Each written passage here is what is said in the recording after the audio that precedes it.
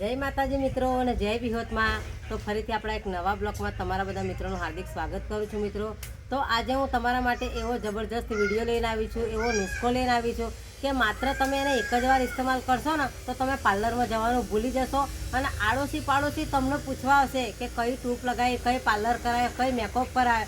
એવો હું તમારા માટે આજે વિડીયો લઈને આવી છું, પણ એના માટે તમારે મારો વિડીયો પૂરેપૂરો જોવો પડશે અને વિડીયોમાં એક નાનકડી કોમેન્ટ કરતા જજો કે તમે કયા ગામથી વિડીયો જોવો છો। કે તમે જો આ વસ્તુ અપનાવશો ને તો તમારા લાખો કરોડો રૂપિયા જે તમે બગાડ્યા હશે, જે તમારા બરબાદ થઈ ગયા છે એ હવે બચી જશે।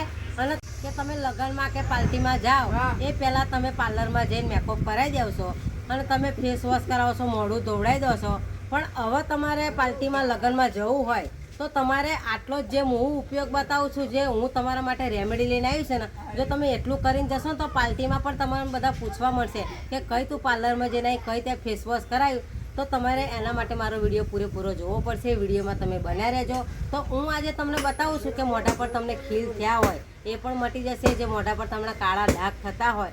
અને ચાલો કે બહેનો તો કાળા ડાઘ હોય ને તો મોઢા પર બરાબર મેકઅપ લગાવી દે ને તો પણ એ છુપાઈ જશે થોડીક વાર માટે। પણ જો ભાઈઓને પણ જો કાળા ડાઘ હોય છે અને જો એમને ના જતા હોય ને તો તમે આ ઇસ્તેમાલ જો ભાઈઓ પણ કરશે ને તો પણ ચાલશે। આનાથી કોઈ તમારા શરીરને નુકસાન નહીં થાય અને તમારો ચહેરો એકદમ ઉજળો અને એકદમ ચોખ્ખો થઈ જશે। પણ આને કેવી રીતે ઇસ્તેમાલ કરવાનો છે? જો તમારે કાળા ડાઘા હોય તો આપણે જે આ રેમેડી બનાવવાની છે ને એના પર કે તમારે લગાવ્યા પછી 5-10 મિનિટ આમ બરાબર એનો મસાજ કરવાની છે કે જો તમને ખીલના ડાઘા રહી ગયા હોય અને એના કોણો પડી ગયો હોય ખીલનો તો એના પર તમે બરાબર 5-10 મિનિટ મસાજ કરશો તો ચાલશે। પણ તમારે એક વાતનું ધ્યાન રાખવાનું છે કે તમને જો મોઢા પર ખીલ થયા હોય ને તો તમારે મસાજ કરવાની નથી। તમને ખીલ થયા હોય ને તો તમારા હલકા હાથે એ મોઢા પર લગાવીને તમારે 10-5 મિનિટ છોડી દેવાનું છે। કારણ કે જો તમને ખીલ પાકા હશે ને તમે બરાબર દબાવીને ઘસશો ને જે વસ્તુ અંદર ઉતરશે ને એમનાથી તમને બળતરા બળશે। તમે લગાવી શકશો પણ તમારે એની પર મસાજ નથી કરવાના। જો તમે આવું અઠવાડિયામાં 2 વાર કરશો ને તો તમારા મોઢા પર કાળા ડાઘા હશે, કાળા ખીલ હશે, તમને એકદમ મોઢું કદરૂપું થઈ ગયું હશે, કાળું થઈ ગયું હશે ને તો એકદમ દૂધના ઉકાળા જેવું કરી દેશે। તો ચાલો આપણે આગળ વધીએ વિડીયોમાં કે એ વસ્તુ આપણે કેવી રીતે બનાવવાની છે, શેનાથી બનાવવાની છે ને કઈ રીતે બનાવવાની છે એ પણ હું તમને બતાવી દઉં। અને આનો ઉપયોગ તમારે લગાતાર 15 દિવસ કરવાનો છે। જો તમે 1-2 દિવસ કરશો અને પછી તમે કહેશો કે મને નથી મળતી, મારા ખીલ આવા છે, પણ તમે આનો લગાતાર ઉપયોગ કરશો ને જો ગમે ત્યાં તમારે બહાર જવું હોય તો આનો ઉપયોગ તમારે રાતે કરવાનો છે। જો તમે દિવસે લગાવશો તો ધૂળ ઉડશે, માટી ઉડશે, એનાથી ચહેરો તમારો કદરૂપો થઈ જશે। પણ આને તમારે લગાવ્યા પહેલાં તમારે સ્વચ્છ પાણીએ, ચોખ્ખા પાણીએ મોઢું ધોઈ નાખવાનું અને એને મોઢું ધોયા પછી એને લગાવવાનું છે। તો એ કેવી રીતે બનાવવાનું છે તે હું તમને બતાવી દઉં। માત્ર આ એક કોપરેલની બાટલી છે। આ કોપરેલ તમારો ચહેરો એટલો બધો ખીલી જશે, એટલો બધો ચોખ્ખો કરી નાખશે અને ઉજળો દૂધ જેવો કરી નાખશે। માત્ર આ એક કોપરેલની બાટલી નહીં, આ રામબાણ ઇલાજ છે। આનામાં કોઈ કેમિકલ નથી, આનામાં ઠંડક આવે છે, એના કારણે તમારા ચહેરામાં પણ ઠંડક બની રહેશે। જે કાળા ડાઘા હશે, ખીલ હશે, એનામાં પણ મદદરૂપ બનશે। તો આપણે શું કરવાનું છે, આવી રીતે તમારે એક વાસણ લઈ લેવાનું અને વાસણને કમ્પ્લીટ તમારે ચોખ્ખા કપડાથી સાફ કરી દેવાનું છે। એને તમે સાફ કરશો એટલે એની અંદર કાકર, ધૂળ ઉડી હોય એના કારણે ચહેરા પર નુકસાન થાય। એટલે આપણે જોઈ ચોખ્ખું કરી દીધું છે। અને હવે આપણે શું કરવાનું છે કે આપણે અહીંયા ચમચી લઈ લીધી છે અને જો તમારે વધારે માત્રામાં બનાવવું હોય, અત્યારે મારે એકલીને લગાવવાનું છે એટલે હું 1 ચમચી જેટલું જ લઈને, જો તમારે વધારે બનાવવું હોય તો તમે 2 ચમચી પણ લઈ શકો છો। જો અહીંયા મેં 1 ચમચી નારિયેળનું તેલ લઈ લીધું છે। આ નારિયેળના તેલમાં આપણે એક એવી જાદુઈ વસ્તુ ઉમેરવાની છે ને એને ઉમેરશો ને તો તમારા ચહેરામાં 4 ચાંદ લાગી જશે ને એટલો મસ્ત। તો આપણે આ કોપરેલ લઈ લીધું છે ને એની અંદર એક સરસ મજાની જાદુઈ વસ્તુ ઉમેરવાની છે। તો મારી સાથે તમે વિડીયોમાં બન્યા રહો કે આપણે આ 1 ચમચી કોપરેલ લીધું છે અને બીજી વસ્તુ કઈ ઉમેરીશું તો આપણે પાર્લરમાં નહીં જવું પડે ને એકદમ ચહેરો ચોખ્ખો થઈ જશે। તમારા ચહેરા પર ઓઇલી રહેતું હોય અને તમે ગમે એવી ટૂપ લગાવી કાળા ડાઘા નહીં જતા હોય તો આનો લગાતાર તમે ઇસ્તેમાલ કરશો ને તો ગમે એવા મોઢા પર કાળા ડાઘા હશે ને એ પણ જતા રહેશે, તમને ખીલ થતા હશે એ પણ મટી જશે, અને જો ખીલ થયેલા હશે ને એના ડાઘા હશે ને એ પણ જતા રહેશે। તો અહીંયા મેં લઈ લીધી છે હળદર। આ હળદર આપણે લીધી છે, મેં 1 ચમચી લીધું છે નારિયેળનું તેલ, એટલે તમારે બધી હળદર નથી નાખવાની। જો તમારે વધારે ઇસ્તેમાલ કરવો હોય ને વધારે લગાવવું હોય તો તમે વધારે લગાવી શકો છો। અહીંયા મેં આટલી હળદર લઈ લીધી છે, જોઈ લો। અને આને આપણે નાખી દેવાનું છે આમાં, અને નારિયેળનું તેલ અને હળદર બરાબર હલાવીને એક પેસ્ટ કરવાનો છે, એક મિક્સ કરી દેવાનું છે, જેથી નારિયેળનું તેલ ને હળદર બેના ગુણ એક મળી જાય ને એક સરખું થઈ જાય એવી રીતે તમારે હલાવતું જવાનું છે.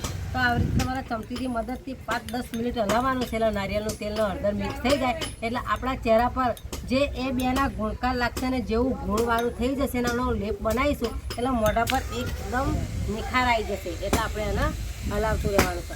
અને તમે આને ચમચીની મદદથી પણ લગાવી શકો છો. તમારી કારણે મેકઅપની પીસી હોય તો અહીંયા આપણો જોઈ લો સરસ મજાનો પેસ્ટ બનીને રેડી થઈ ગયો છે. જોઈ લો એકદમ બે મિક્સ અને હું તમને લગાવીને પણ બતાવી દઈશ કે તમારે આવી રીતે હાથમાં લઈ લેવાનો અને હાથમાં લીધા પછી આવી રીતે કરી દેવાનું છે. જો અને આને કેવી રીતે લગાવવાનું છે હવે તમારે મોઢા પર લગાવી દેવાનું. જો લગાવ્યા પછી તમારે એને આમ મસાજ કરવાનો છે. આમ ઘસતું જવાનું. જો તમારે ખીલ હોય તો આવી રીતે ઘસવાનું નહીં, ખાલી લગાવીને જ તમારે છોડી દેવાનું છે. અને જો તમારા કાળા ડાઘા હોય ને તો તમે એની પર આવી રીતે મસાજ કરી શકો છો. તમને ખીલના ડાઘ રહી ગયા હોય તો પણ આવી રીતે તમારે મસાજ કરી દેવાની. જો કપાળે હોય તો તમે આવી રીતે ઘસી શકો છો. જો મોઢા પર તમારે કોઈ પણ સમસ્યા હશે ને, તમારા મોઢા પર ખીલની હશે, કાળા ડાઘની હશે, ચહેરો સવારમાં ઉઠો છો તો તમારો ઓઇલી થઈ જતો હશે તો આવી રીતે. અને હા કે તમે આને એવું નહીં કે મોઢા પર એકલા લગાવી શકો છો. તમારા હાથ પર જો હાથે પગે પણ કાળાશ હોય તો પણ તમે આખી બોડી પર આને લગાવશો, પગે હાથે ગરદને, તો આનાથી કોઈ ઇફેક્ટ નહીં થાય. આમાં કોઈ કેમિકલ નથી. એટલે આને લગાવીને આપણે 10-5 મિનિટ છોડી દેવાનું છે. તો મિત્રો આપણે 10-15 મિનિટ થઈ ગઈ છે. પણ શું કે આ જે આપણે કોપરેલ લીધું ને એના લીધે એકદમ સુકાઈ તો નહીં જાય, આપણું લીલું રહેશે. પણ જો આપણી હળદર છે ને મોઢા પર એકદમ પૂરી પડી ગઈ છે એટલે આપણે મોઢું ધોઈ નાખવાનું છે. તો તમારે મોઢું ધોવાનું છે ને એકદમ ઠંડા પાણીએ મોઢું ધોવાનું છે. ધોવો ને એટલે તમારે પીળાશ તો રહેશે પણ એના પર તમારે ફેસવોશ નહીં લગાવવાનું અને હાબુ નથી લગાવવાનું. આવી રીતે હલકા કે તમારે મોઢું ધોઈ નાખવાનું.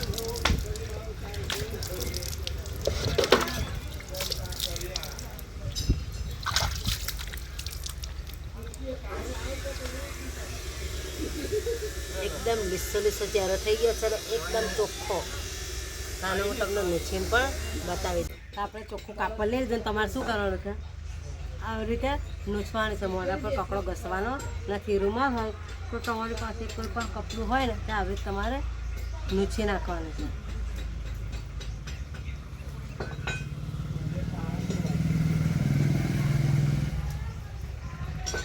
જોઈ લો આવી રીતે એકદમ તમારું મોઢું સાફ કરી દેવાનું છે. પણ એને તમારે શું કરવાનું છે કે અત્યારે તો તમને પીરાશ દેખાતી હશે મોઢા પર, પણ આ પીરાશને તમારે રહેવા દેવાની છે. તાત્કાલિક તમારે હાબુ કે ફેસવોશથી મોઢું નથી ધોઈ નાખવાનું. એને શું કરવાનું છે કે આવી રીતે તમારે પાવડર લઈ લેવાનો અને થોડોક આટલા માત્રામાં પાવડર લેવાનો છે. થોડોક બહુ નથી લેવાનો. અને એને તમારે શું કરવાનું છે કે જે આ પીરાશ છે ને એને બરાબર આપણે માલિશ કરી દેવાની છે. જે પીરાશ આપણા મોઢા પર છે ને એ અંદર ઉતરી જશે ને હળદરના લીધે કે તમારા ચહેરા પર જે કાળા ડાઘ હશે, ખીલ થયા હશે ને એ બધા મટી જશે. તો આપણે થોડોક પાવડર લઈને આવી રીતે ઘસી દેવાનો છે. અને આ ઘસ્યા પછી તમારે 10-15 મિનિટ થાય ને પછી તમે મોઢું ફેસવોશથી અને સાબુથી ધોઈ નાખશો તો ચાલશે. પણ તમારે ધોયાથી તરત જ નથી ધોવાનું. સાબુથી ફેસવોશથી 15-10 મિનિટ થાય ને પાવડર લગાવ્યા પછી તમારું મોઢું ધોઈ નાખવાનું છે. જોઈ લો કેટલો મસ્ત ચહેરો દેખાય છે. અને આનો ઇસ્તેમાલ તમે કરશો ને તો તમારા ચહેરા પર 100% કહું છું કે તમારા ચહેરા પર ખીલ, કાળા ડાઘ, જે ફોડલીઓ હશે એ પણ મટી જશે અને તમારો ચહેરો એકદમ ચોખ્ખો થઈ જશે અને તમારા મોઢા પર નિખાર પણ બહુ આવશે. તો આવા જ વિડીયો જોવા માટે મારી ચેનલને સબસ્ક્રાઈબ કરજો, સપોર્ટ કરજો. ફરીથી મળીશું નવા વિડીયો સાથે. ત્યાં સુધી જય વિહોતમાં.